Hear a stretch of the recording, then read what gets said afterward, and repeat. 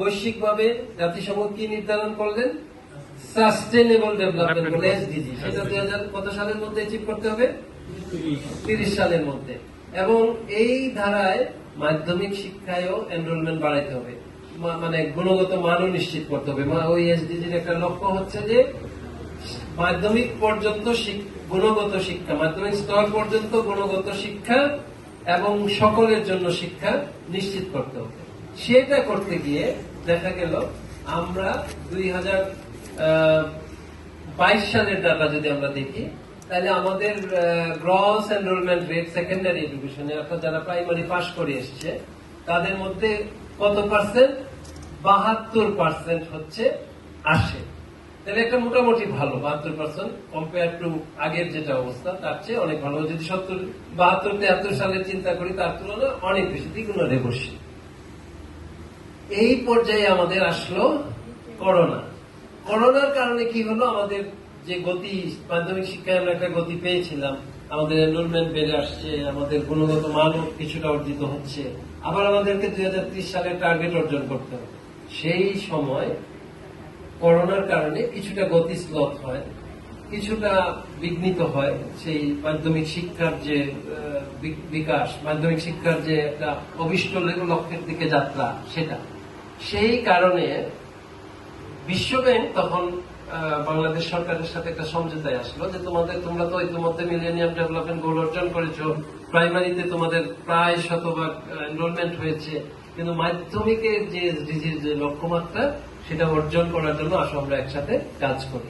এবং সেই জন্য অর্থাৎ আমাদের মাধ্যমিক শিক্ষায় যেটুকু অর্জন হয়েছে সেটাকে আরো এক্সিলারেট করতে হবে, আরো ত্বরান্বিত করতে হবে। কেন? ওই যে 2030 সালের যে লক্ষ্যমাত্রা সেটা অর্জন, পাশাপাশি আমাদের অষ্টম পঞ্চবার্ষিক পরিকল্পনায় আমরা একটা লক্ষ্য নির্ধারণ করেছি, সেটা অর্জন, আমাদের দারিদ্র দূরীকরণ, আমাদের বেকারত্বের হার হ্রাস, এই সমস্ত মিলিয়ে আমরা মাধ্যমিক শিক্ষাটাকে আরো ত্বরান্বিত করা দরকার। এই প্রয়োজন থেকে একটা প্রকল্প নিয়ে আসছেন সরকার, সেটা বিশ্বব্যাংকের ঋণ সহায়তা।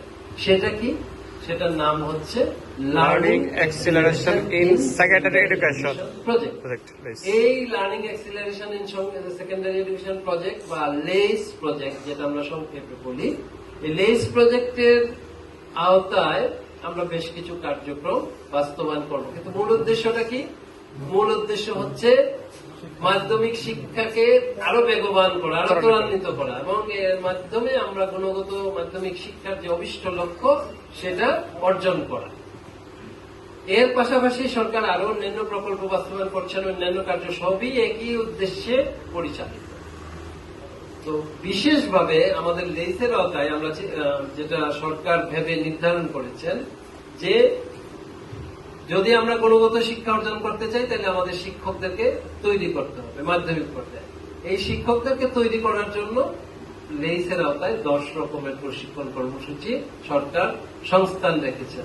এর মধ্যে একটা হচ্ছে এই যে বেসিক ট্রেনিং, যেটা আপনারা অংশগ্রহণ করতে এসেছেন 56 দিনের। এটা নবীন শিক্ষকদের জন্য, যাদের বয়স 40 বছর অতিক্রান্ত হয়ে যায় না। আরেকটা ট্রেনিং আছে আমাদের, সেটাও বড়, 42 দিনের। সেটা বিষয়ভিত্তিক শিক্ষক, যারা 40 বছরের বেশি বয়স, বাংলা, ইংরেজি, গণিত, বিজ্ঞান, এই 4 বিষয়ের শিক্ষকদেরকে আমরা এই প্রশিক্ষণটা দিব। আর প্রতিষ্ঠান প্রধান যারা, তাদের জন্য আমরা প্রশিক্ষণ দেব লিডারশিপ ট্রেনিং, তারা কিভাবে প্রতিষ্ঠানটাকে পরিচালনা করবেন। এর বাইরে আইসিটি টিচারদের জন্য ট্রেনিং আছে, লাইব্রেরিয়ানদের জন্য ট্রেনিং আছে, শিক্ষার্থীদেরকে যে মানসিক বিকাশ এবং মানসিক স্বাস্থ্য সুরক্ষা এই বিষয়ে শিক্ষকরা যাতে সহায়তা প্রদান করতে পারেন সেই জন্য প্রশিক্ষণের ব্যবস্থা আছে।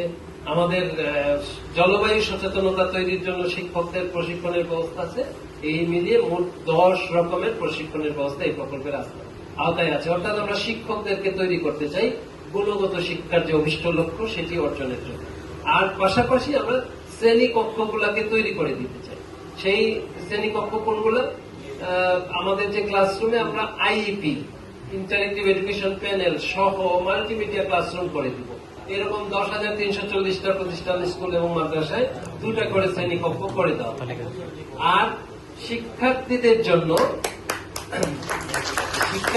জন্য বা শিক্ষকরা যাতে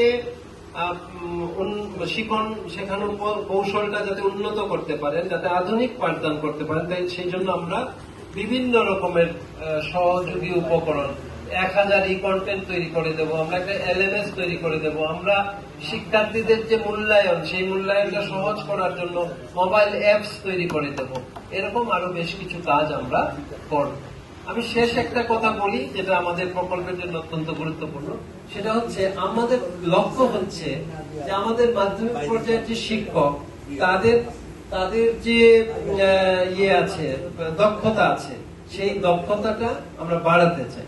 আমরা এখন কিন্তু একটা বেসলাইন স্টাডি পরিচালনা করছি যে এখন কি পর্যায়ে আছে দক্ষতাটা, আপনার কন্টেন্ট নলেজ কেমন আছে, আপনার পেডাগজিক্যাল স্কিলস কেমন আছে, আপনার আইটি নলেজ কেমন আছে, এগুলা আমরা 4 বছর পরে প্রকল্প শেষ হলে আবার অ্যাসেস করব, করে আমরা শিক্ষকদের দক্ষতাটা এই যে এত প্রশিক্ষণের মাধ্যমে অন্তত পক্ষে 15 ভাগ বৃদ্ধি করতে চাই। এই লক্ষ্যটা আমরা অর্জন করতে